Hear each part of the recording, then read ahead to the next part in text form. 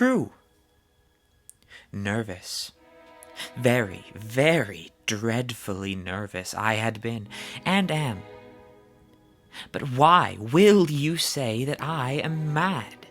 The disease had sharpened my senses, not destroyed, not dulled them. Above all was the sense of hearing acute. I heard all things in the heaven and in the earth. I heard many things in hell. How, then, am I mad? Hearken, and observe how healthily, how calmly I can tell you the whole story.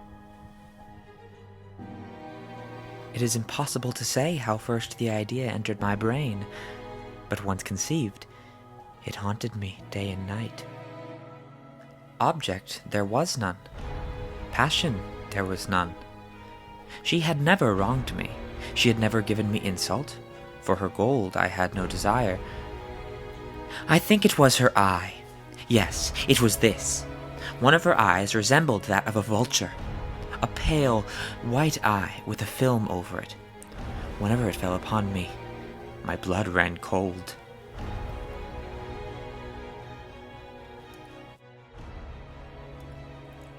You good? Huh? You haven't touched your food.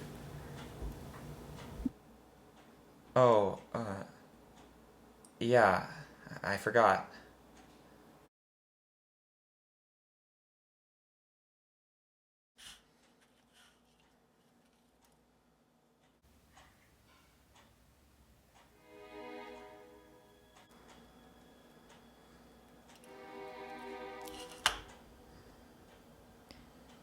And so, by degrees, very gradually, I made up my mind to take her life, and thus rid myself of the eye forever. Now, this is the point. You fancy me mad. Madmen know nothing, but you should have seen me.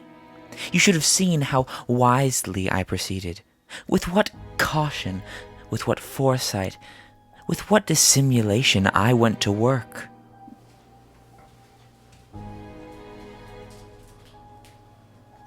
I was never kinder to her than during the whole week before I killed her. You see, it would have been very profound indeed to suspect that every night, just at 12, I looked in upon her while she slept.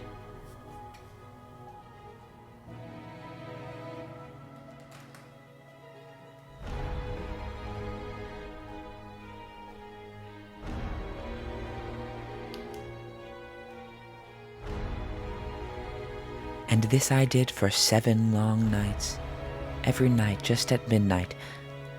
But I found the eye was always blocked, and so it was impossible to do the work, for it was not her who vexed me, but her evil eye.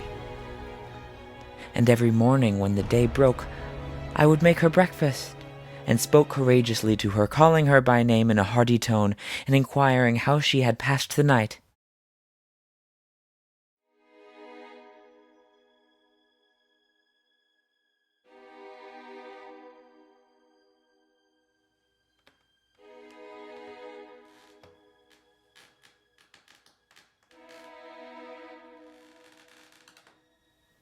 Upon the 8th night, I was more than usually cautious.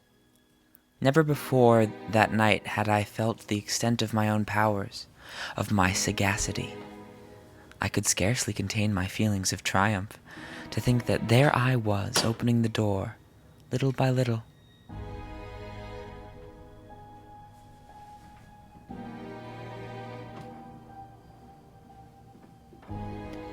I had my head in, and was about to turn on the flashlight, when my thumb slipped, causing it to drop to the floor.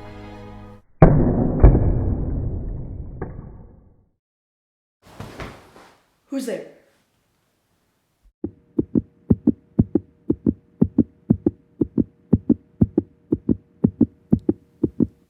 I kept quite still, and said nothing. For a whole hour I did not move a muscle, and in the meantime I did not hear her lie down. She was still sitting up in the bed, listening. It must have been the wind in the chimney or a mouse crossing the floor.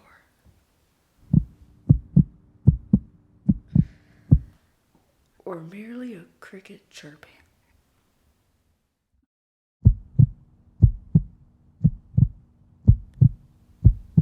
When I had waited a long time, very patiently, without hearing her lie down, I resolved to make my move. My flashlight fell upon the vulture eye. It was open, wide, wide open, and I grew furious as I gazed upon it.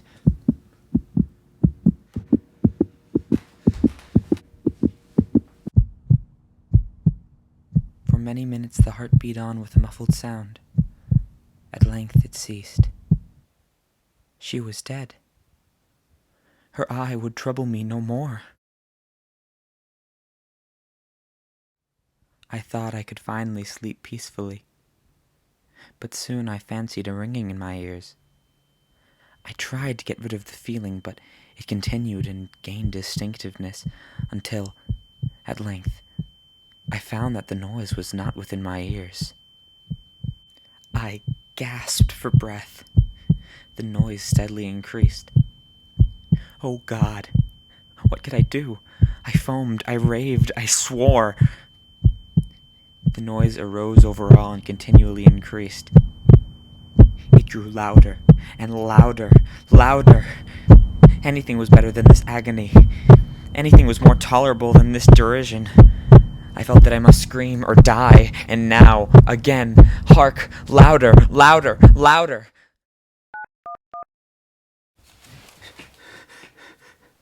I admit the deed. Come quick, it is the beating of her hideous heart.